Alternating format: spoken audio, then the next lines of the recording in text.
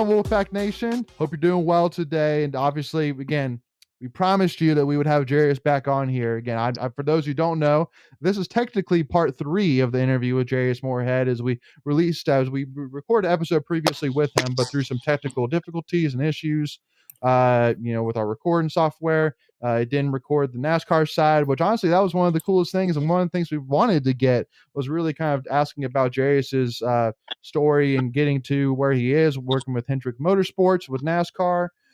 So definitely, if you haven't checked out those parts yet, make sure to go check those out. As again, he's we're talking a lot about NC State football, talking about his time at NC State, talking about the team last year, things like that. But so Jarius, thank you so much for tuning back in here with us, man. Really do appreciate it. Thank you for having me. I appreciate y'all inviting me again. Absolutely, man. Well, and one of the biggest reasons too, I want to make sure we get you on is because for the first part, unfortunately, also too, the video didn't work out either. Which I wanted to give our viewers, what you look like these days. I mean, want to see the age a little bit. A little bit older since your time at NC State. So, but yeah, man. So I know we were talking right before, and you were in Charlotte, North Carolina, obviously the hub, birthplace, the mother's center of NASCAR. And so, I mean, I guess we'll just kind of get right into it. Obviously, first of all, I mean, I love that shirt. I mean, I grew up a diehard Jeff Gordon fan, so I'm loving me some Hendrick, baby. I love it. There you go. So, so I mean, I guess we'll just kind of get right into it, man. So obviously, you finished your time at NC State, looking at the NFL draft, so I mean, first talk about, kind of, because I'm sure that probably during the pro day draft was when you probably were first contacted by NASCAR. Is that correct? Most definitely. Right after my second, so like the first pro day of 2019 got canceled because of COVID, so I didn't have a pro day or got looked at or talked to any team because they really wasn't flying anybody out, having private workouts and all that. So it's pretty much a year of just training, trying to get ready for that next year pro day. Okay.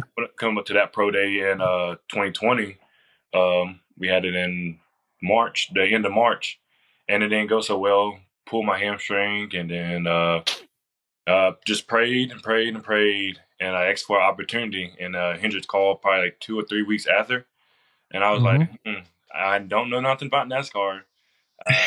I really don't want to do it, but I was like, maybe this is the opportunity I've been praying for. So they called. I said I would love to give it a shot. I fell in love with it. So okay. So how? Go ahead, Michael.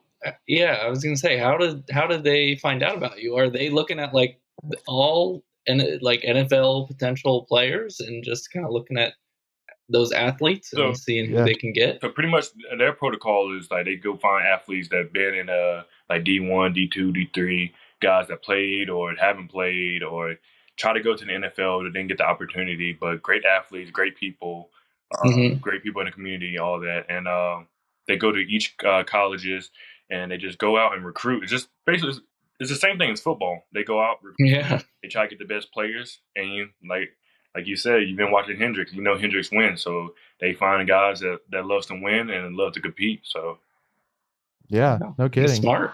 Well, and so let me ask you. So when Hendrick called you, who was it on the Hendrick side that called you?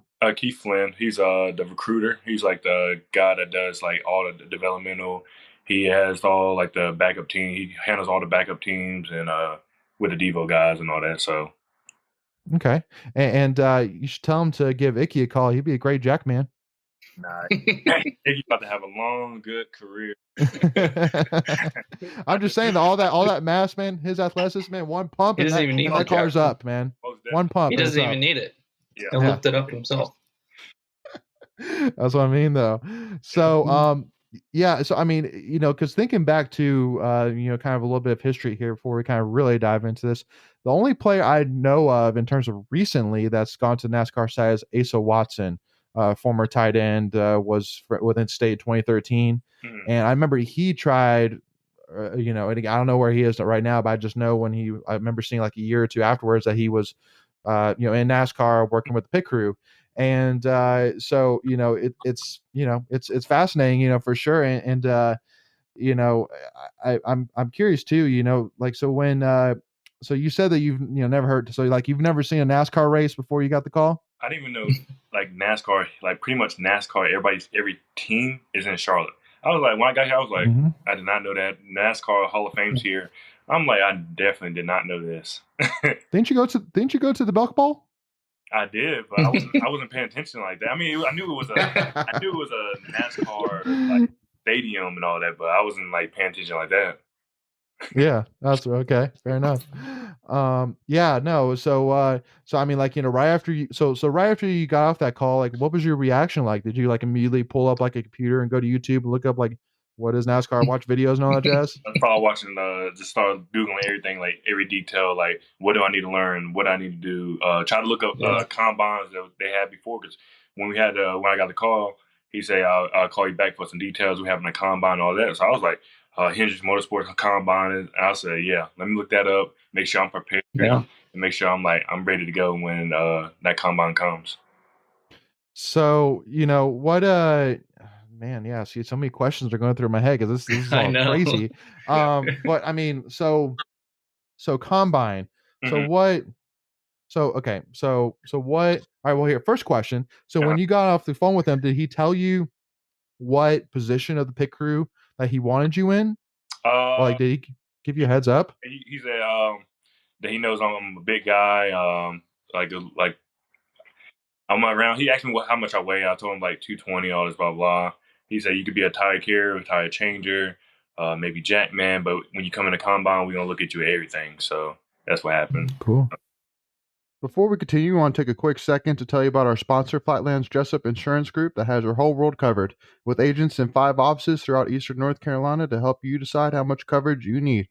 Offering policies for home and auto, recreational vehicles, commercial, crop, health, life, and employee benefits. They are able to combine options to find a comprehensive solution that works for you. Flatlands Jessup protects the things you love so you can spend less time worrying and more time enjoying them. Find them on Facebook and Instagram at Flatlands Jessup. You can also visit their webpage at www.flatlandsjessup.com. So please make sure to go and check them out. So tell us through that process. So like what where was the combine?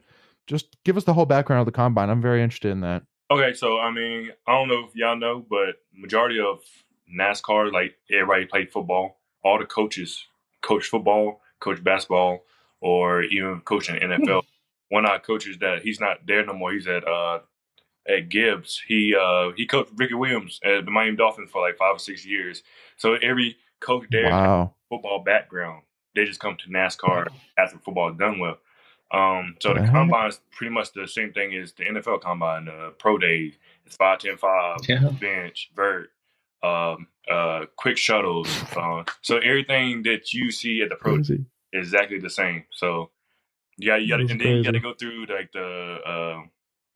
the stretching to make sure like your joints, the evaluation, the body evaluation. Right. So everything that you see in the NFL or NBA draft or like their pro day, same thing, exactly the same thing.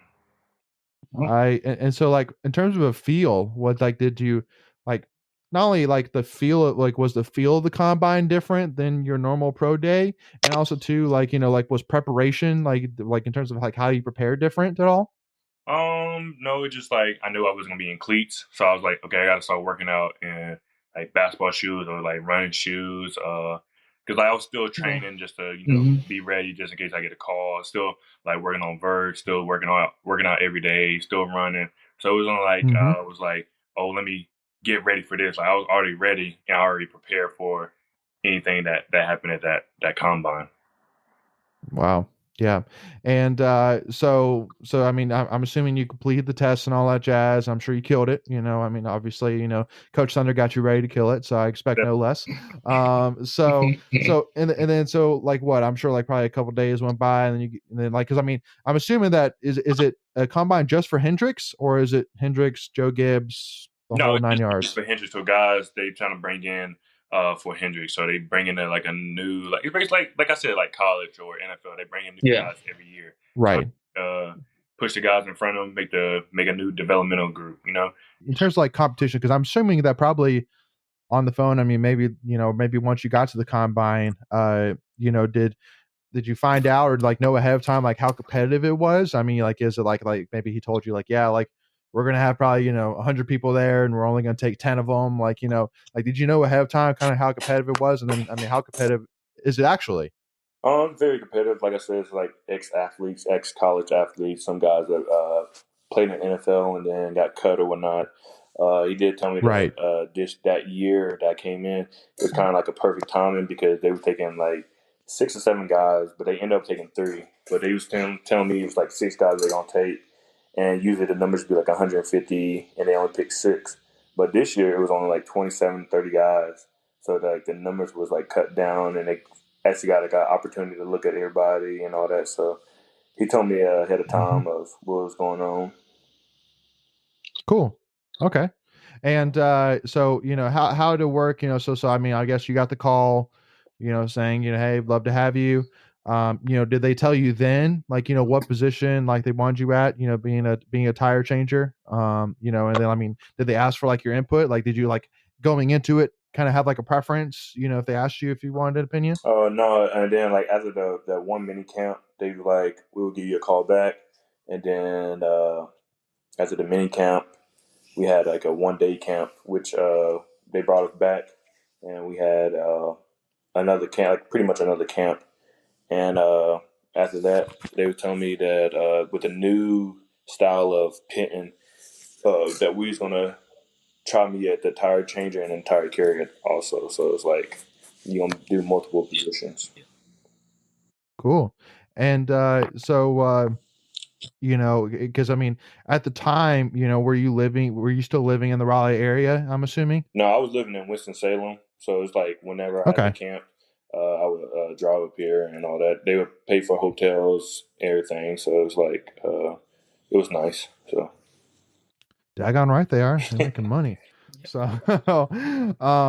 yeah, no, well, I mean, that's really cool. And so, you know, at that time, I'm sure you're doing research and all that jazz. So when you were, kind of learning about the sport, even before you really started as a tire changer, was there something that, really, I guess stood out to you or maybe even shocked you a little bit, when you were researching the sport, learning about the sport a little bit? no, I just knew that when I went to mini camp, I was like, "This, they are definitely athletes, and you definitely got to be ready and Yeah. be conditioned for this." So it changed my mindset and like thoughts about NASCAR. No kidding, no kidding. And yeah, I mean, and then when you went to, you got the call headed that way. So what was the training like? In terms of when you got shot, when you got rock and rolling, like what was kind of the onboarding process like? So pretty much, they said they was gonna give us 2 weeks. They're gonna give us a call in 2 weeks. Probably got the call in probably like right after the season. So that was not right after the season. Probably like 4 or 5 races left in the season. They gave us a call and they were like, we want to sign you to Hendricks and all that." And we had like 2 weeks to like figure out like our moving situation, which sucked, but everything worked out. And yeah, so I moved up here in around October, like the first week of October, and been in Charlotte since. Cool. All right, good deal. Well, with that being said, we're going to take a pause right there. As again, obviously, this is obviously a different setting. Typically we would do longer episodes, but again, since we're basically catching up for the first lost part, we're doing basically again 2 shorter parts. But again, make sure to join in with us for part 2 here. As again, we continue this conversation here, learning about Jarius's journey so far throughout the NASCAR world, and even talking maybe a little bit in terms of maybe some experiences, maybe learning some celebrities that he didn't know maybe at the time were really celebrities. So Most definitely. so make sure if you haven't already, hit that subscribe button so you don't miss out whenever we release new NC State content. Give this video a like so that way YouTube put this video in front of more NC State fans. And also give us a follow on Tuffy Talk Now on Twitter and Instagram. But make sure to tune in with us for part 4, I guess. As always, hey, go back, y'all.